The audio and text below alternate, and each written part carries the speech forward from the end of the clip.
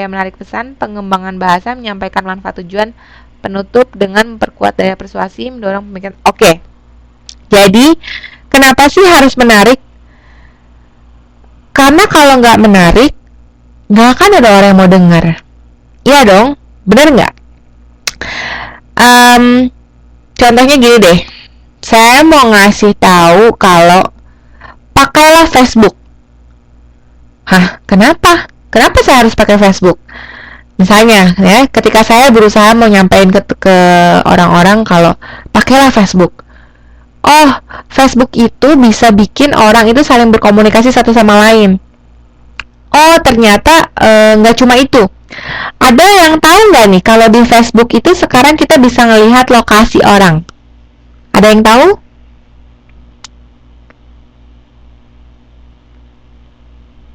Tahu ya? Taunya dari mana, Mas Rian? Kalau kita bisa lihat lokasi orang lain. Ini sekarang kalau lagi di inbox. Nah, oke. Apalagi?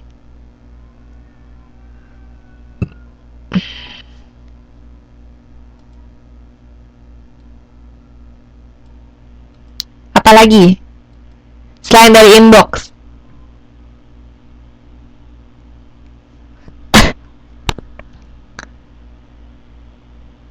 Paling gampang dari status. Biasanya dari status tuh kelihatan. Kita buat status tuh di mana? Atau yaitu tadi dari inbox. Send from apa? Dikirim dari mana? Ya enggak? Jadi, buat teman-teman yang mau bohongin pacarnya, keluarganya, temennya, nggak ngefek sekarang. Jangan pakai Facebook, saya saranin. Pakai SMS biasa aja. Kenapa? Ketahuan. Bikin status, misalnya mau sok keren gitu ya. Misalnya kita lagi di Indonesia. Mau sok keren lagi ada di luar negeri. Aduh, panas ya. Kalau kata ini nih, kalau kemarin tuh ada artis gitu saya lihat di berita gitu ya, dia tuh katanya ceritanya masang status lagi di Singapura, katanya udara Singapura panas ya, tapi send from-nya itu dikirim dari mana? Nah, dari Bintaro, Jakarta. Capek deh. Maksudnya apa ya? Zaman sekarang teknologi tuh udah canggih banget. Jadi apa kita tuh nggak bisa bohong gitu loh, kita nggak bisa bohong. Nah, salah satu jadi apa namanya, buat teman-teman nih yang kalau misalnya mau bohongin temennya gitu ya, sekarang gue lagi ada di Taoyuan nih gitu kan. Oh yang bener, iya, padahal sendnya send from Taipei.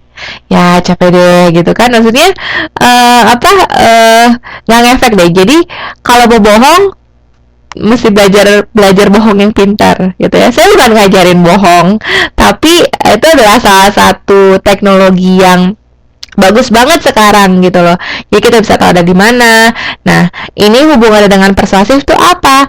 Ketika saya misalnya saya itu adalah pembuat Facebook atau saya adalah manajer Facebook yang saya mau bikin orang itu pakai produk saya pasti akan kasih tahu apa hal-hal menarik yang kira-kira orang itu tertarik untuk pakai Facebook yang saya buat ini.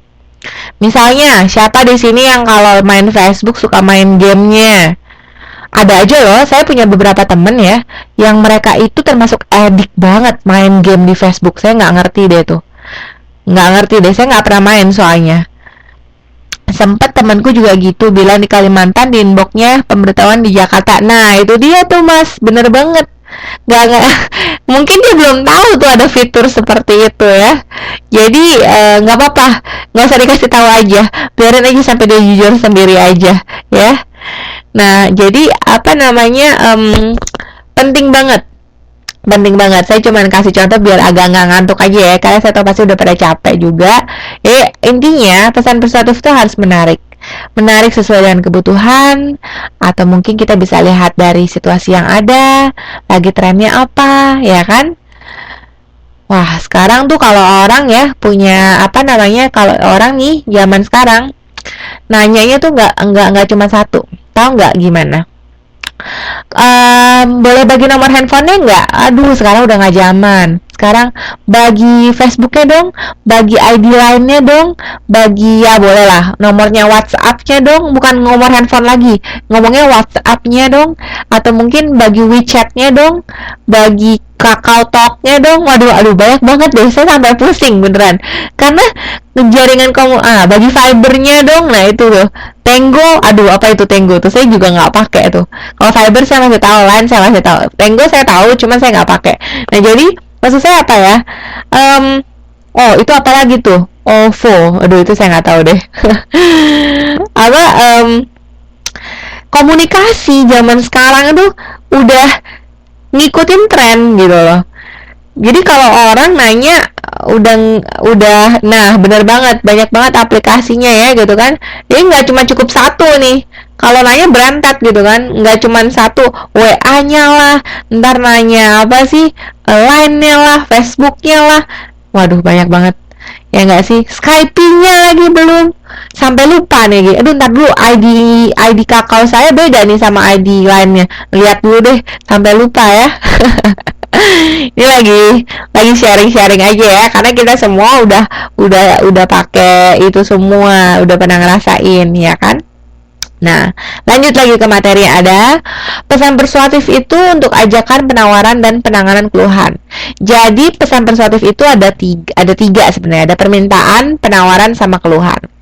Balik lagi, kalau misalnya pesan persuasif itu sangatlah penting. Ya, jelas ya. Kenapa? Karena kan kita punya tujuan. Kita mau orang lain tuh ngikutin misalnya tujuan kita. Kita mau jual barang, kita mau orang lain tuh beli. Dasar komunikasi bisnis tidak sekedar untuk memberikan informasi, tapi juga bagaimana mempengaruhi rekan bisnis atau konsumsi agar mau menggunakan produk dan layanan bisnis kita. Yaitu tadi, kenapa adanya komunikasi bisnis? Kenapa ada mata kuliah kita? Karena saya mau teman-teman jurusan ilmu komunikasi nggak cuma sekedar bisa komunikasi aja, nggak cuma bisa jadi motivator, nggak cuma bisa jadi reporter. Saya mau juga jadi pembisnis. Amin ya, semoga suatu saat nanti saya dengar kabar dari teman-teman sekalian, ada aja yang udah nggak tahu bisnis kecil-kecilan apa itu, tapi sudah mulai bisa berbisnis. Amin. Itulah mungkin ada manfaatnya dari mata kuliah yang ada, nggak cuma dari mata kuliah saya ya, dari mata kuliah tutor-tutor yang lain juga, gitu. Kemudian gimana caranya? Yaitu membujuk. Ya, bukannya memohon, membujuk. Memohon sama membujuk beda loh, ya. Jadi kalau memohon kan kesannya gimana gitu. Kalau membujuk kan merayu. Bahasa kasarnya kita tuh pintar merayu. Jangan cuma pintar merayu pasangan aja nih gitu kan. Buka dimsum, amin ya Mas Rian ya. Semoga. Nah kalau buka dimsum, jangan lupa kabarin saya. Ntar saya jadikan konsumen yang setia deh. Tergantung, kalau enak, kalau nggak enak ya lain cerita. Oke ya. Jadi membujuk, ya itu tadi, persuasif itu sifatnya membujuk.